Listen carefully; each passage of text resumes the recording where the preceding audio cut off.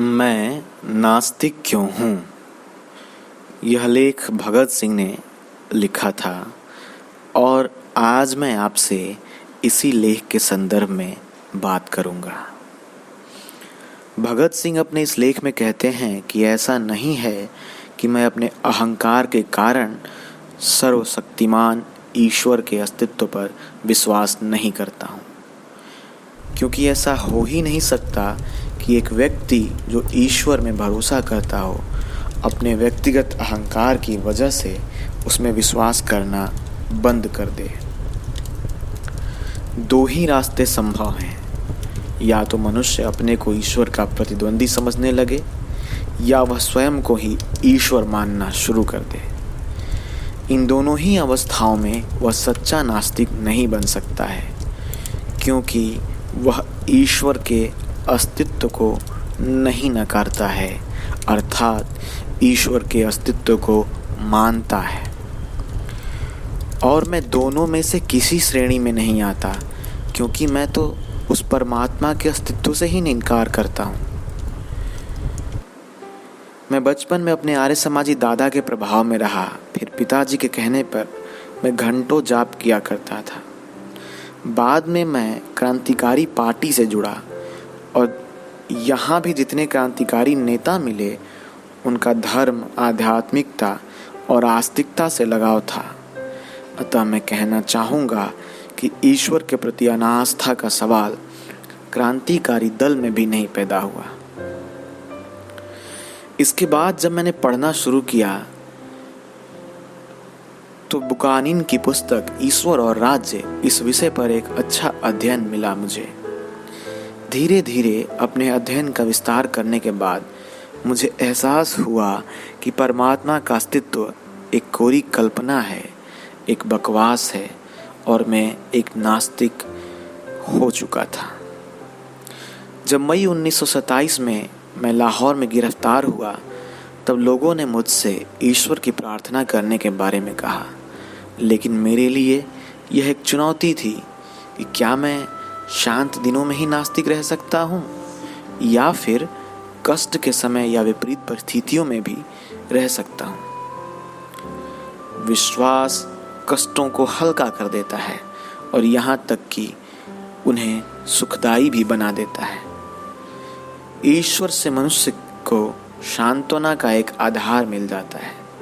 मैं यह जानता हूँ कि जिस क्षण फांसी का फंदा मेरे गले पर रखा गया वही मेरा शरीर, मेरी आत्मा सबका पूर्ण विराम होगा।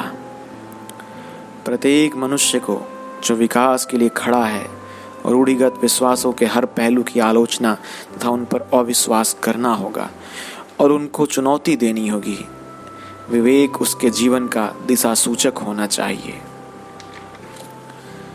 हम आस्तिकों से कुछ प्रश्न करना चाहते हैं। एक सर्वशक्तिमान, सर्वव्यापक एवं सर्वज्ञानी ईश्वर है तो उसने कष्टों एवं आफतों से भरी इस दुनिया की रचना क्यों की, जहां एक प्राणी भी सुखी नहीं है? कृपया यह न कहें कि यह ही उसका नियम है। अगर वह किसी नियम में बंधा है तो मैं कहता हूं कि वह सर्वशक्तिमान नहीं है।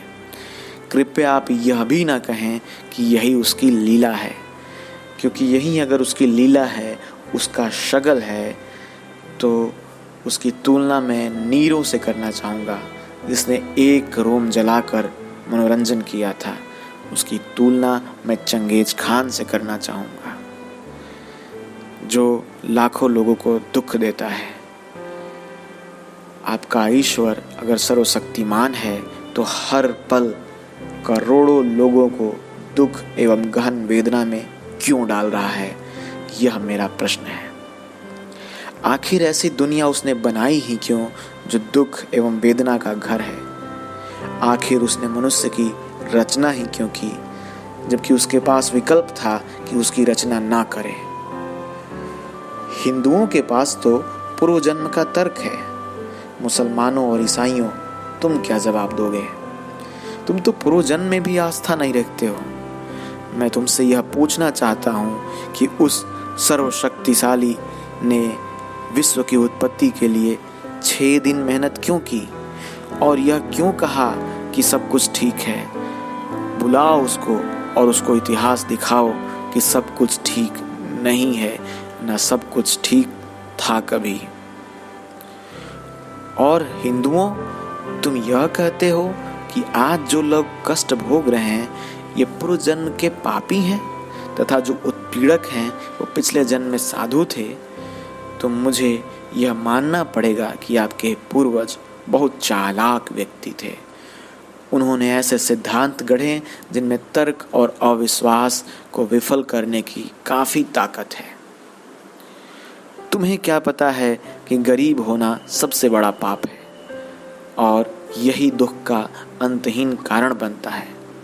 तुम लोगों ने ईश्वर, आत्मा, पूर्व जन्म से संबंधित जितने भी सिद्धांत बनाए हैं वो सारे सिद्धांत विशेषाधिकार युक्त लोगों के आविष्कार हैं जो अपनी हथियाई हुई शक्ति, पूंजी, उच्चता को इन सिद्धांतों के आधार पर सही ठहराते हैं। तुम्हारा ईश्वर तब उन लोगों को क्यों नहीं रोकता जब वो कोई पाप करने वाले होते हैं, जबकि वो ऐसा कर सकता है? मैं तुमसे बार बार यह प्रश्न पूछना चाहता हूँ। आप सबको बता दूं कि अंग्रेजों की हुकूमत यहाँ इसलिए नहीं है कि ईश्वर चाहता है, बल्कि इसलिए है कि उनमें ताकत है और हम में उनका विरोध करने की हिम्मत नहीं है। कहाँ है आपका ईश्वर? वह क्यों मजे ले रहा है?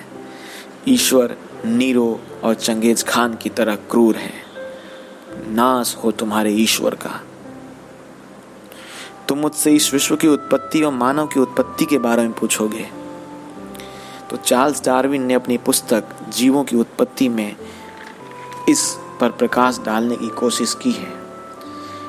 मैं कहता हूं कि इस सभ्यता का सारा विकास मनुष्य द्वारा प्रकृति से लगातार संघर्ष और उस पर विजय पाने की चेष्टा से हुआ है। संभवतः तुम एक और प्रश्न पूछ सकते हो कि अगर ईश्वर कहीं नहीं है तो लोग उसमें विश्वास क्यों करने लगे? मेरा उत्तर होगा, जिस प्रकार लोग भूत प्रेतों तथा दुष्ट आत्माओं में विश्वास करने लगे उसी प्रकार ईश्वर को मानने लगे। अंतर केवल इतना है कि तुम्हारे ईश्वर का दर्शन विश्वव्यापी है, उसमें विश्वव्यापी विश्वास है और उसका दर्शन बहुत ही विकसित है। ईश्वर की उत्पत्ति के बारे में मेरा अपना विचार यह है कि मनुष्य ने अपनी सीमाओं, दुर्बलताओं और कमियों को समझने के बाद परीक्षा की घड़ियों का बहादुरी से सामना करने, स्वयं को उत्साहित करने के लिए ईश्वर की कल्पना की, उसके काल्पनिक अस्तित्व की रचना की। विपदा में, दुख में पड़े मनुष्य के लिए ईश्वर की कल्पना सहायक होती है। मेरे एक दोस्त ने कहा कि देख लेना, अपने अंतिम दिनों में तुम ईश्वर को मानने लगोगे। मैंने कहा, नहीं महोदय, ऐसा नहीं होगा। अगर ऐसा होगा तो यह मेरे लिए पराजय और अपमानजनक बात होगी।